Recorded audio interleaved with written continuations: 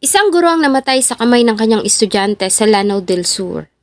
Isang tagpo na nag-iwan ng lungkot at takot sa mga guro, hindi lamang sa Lanao del Sur kundi sa buong kapuluan ng Pilipinas.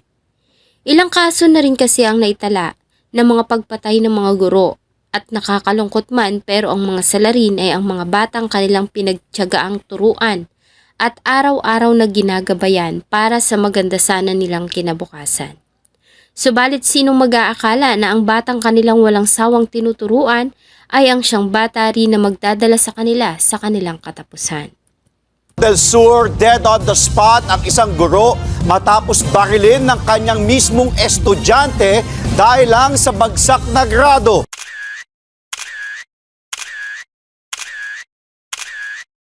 Bago ko po ipagpatuloy ang ating kwento, sa mga bago po sa channel ko at nais sa mga ganitong klase ng kwento ng krimen na nangyayari sa loob at labas ng ating bansa ay maaari pong pakipindot ang ating subscribe button at notification bell para ma-notify kayo pag may mga bago tayong upload na videos. Sa paaralan na ito sa Balabagan Trade School na matatagpuan sa Barangay Nara, Balabagan, Lanao del Sur, ay walang hindi nakakakilala kay Teacher Danilo Barba. Ayon sa mga mag-aaral nito ay mabait si Teacher Dan, masiyahin bagamat may pagka-istrikto sa klase.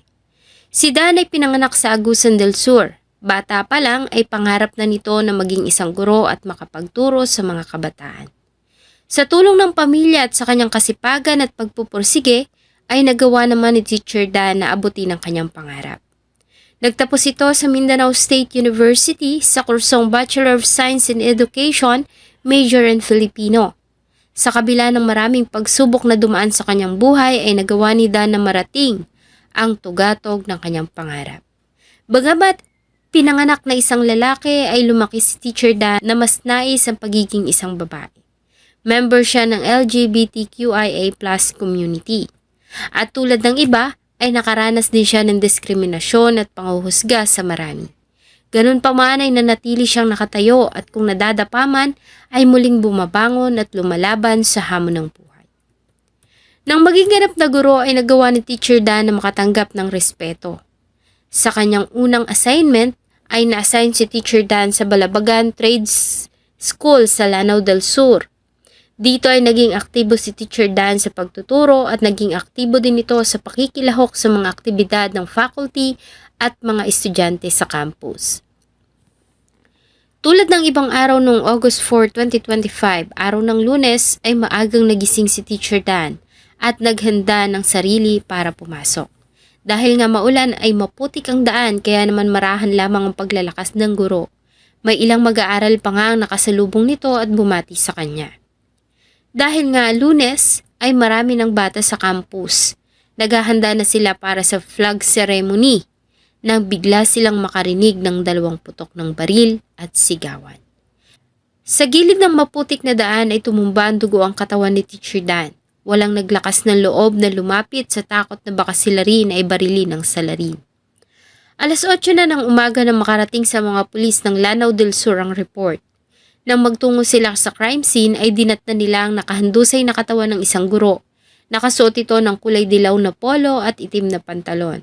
Dito nila nalaman na ito ay ang 34 years old Filipino teacher na si Danilo Barba. Nang makarating sila sa crime scene ay wala na doon ang suspect. Ang nadatnan na lamang nila ay ang nagkakagulong mga guro at estudyante ng Balabagan Trade School. Sa kanilang panayam sa mga nakasaksi ay isang lalaki ang tinuro ng mga ito, ang dating mag-aaral ng biktima na si alias Kaiser, 20 years old at residente din sa lugar. Ayon sa mga nakakita, naglalakad si Teacher Barba nang dumating si Kaiser sakay ng motorsiklo. Nang tumapat sa guro ay bigla itong humugot ng baril at pinaril ang biktima sa ulo at likuran. Matapos ito ay mabilis na rin itong tumakas sa crime scene. Sa ginawa nilang investigasyon, nalaman nila na ang suspect ay dating mag-aaral ni Teacher Dan. Sa paglalarawan ng ilang mag-aaral ng Balabagan ay may katigasan ang ulo ng suspect at maging sa ibang mga guro. Dahil dito ay agad na nagsagawa ang kapulisan ng hot pursuit operation. Subalit bigo na sila na matagpuan ng suspect sa tirahan ng mga ito. Ganun pa man napag-alaman nila na ang nakatatandang kapatid nito ay isang pulis. Hindi naman nito kinonsinti ang kasalanan ng kapatid at sa tulong nito makalipas ang 6 na araw ay nagawa nilang maaresto ang suspect na nagtago sa bahay ng mga kamag-anak nito sa Marugong.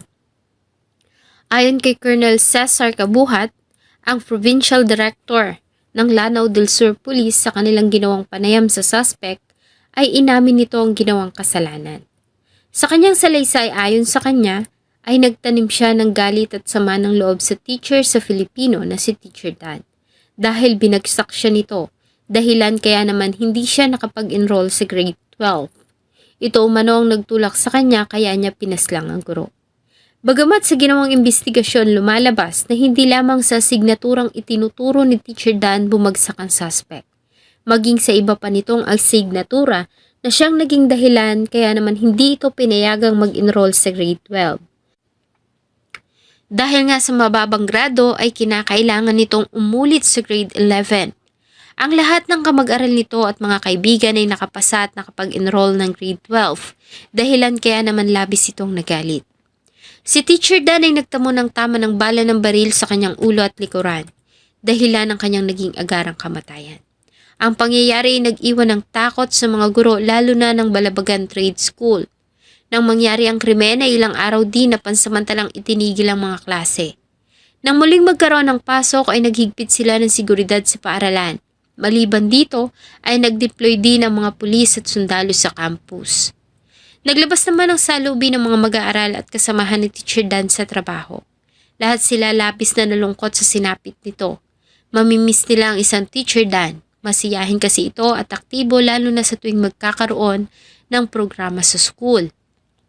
Ang suspect ay nasa pangangalaga na ngayon ng Lanao del Sur Municipal Police Station. Dahil sa nasa tamang edad na para humarap sa batas, ito ay sasampahan ng kasong pagpatay sa Prosecutor's Office ng Lanao del Sur. Bagamat patuloy namang iniimbestigahan ng mga pulis kung saan ito nakuha ang kalibre 45 na baril na siyang ginamit niya sa pagpatay sa biktima. Isa sa mga pinakamahirap na propesyon ay ang pagtuturo. Maliban sa maghapon silang nakatayo sa harapan at nagsasalita ng paulit-ulit sa harapan ng 30 hanggang 40 mag-aaral, may ilan pa na hindi nakikinig at nagagawa pang sumabay sa pagsasalita ng teacher. Tapos magrereklamo pag mababa ang mga marka na nakukuha sa pagtatapos ng klase. Nagpupuyat din sila sa gabi sa paggawa ng lesson plan, pag-compute ng mga grado at pagpaplano ng mga activity. Kahit na sandali lang ang tulog, wala silang choice kundi bumangon ng maaga dahil may mga bata na naghihintay sa kanilang pagpasok. Kaya naman ang kaso ni Teacher Dan ay talaga namang nakakadurog ng puso. Ayon nga sa iba, ang grado ng isang mag-aaral ay depende sa kanyang pinakitang husay sa pag-aaral sa buong school year. Kaya naman kung mababa ang nakuhang grado ay walang ibang sisisihin kundi ang kanyang sarili. Kung nagawa niya lang sanang makinig sa lesson, gumawa ng assignment, magpasa ng projects at makapasa sa mga exam marahil, tulad ng kanyang mga mag-aaral ay nagawa rin niyang makapag-enroll sa sumunod na baitang ng senior high school. Sana buhay pa ngayon si Teacher Dan at sana hindi nasira ang kanyang kinabukasan. Sana ang kwento ni Teacher Dan ay magsilbing aral sa lahat lalo na sa mga mag-aaral. Ang kabayanihan ni Teacher Dan ay habang buhay nang mananatili sa puso at alaala ng mga batang minsan niyang tinuruan at ginabayan.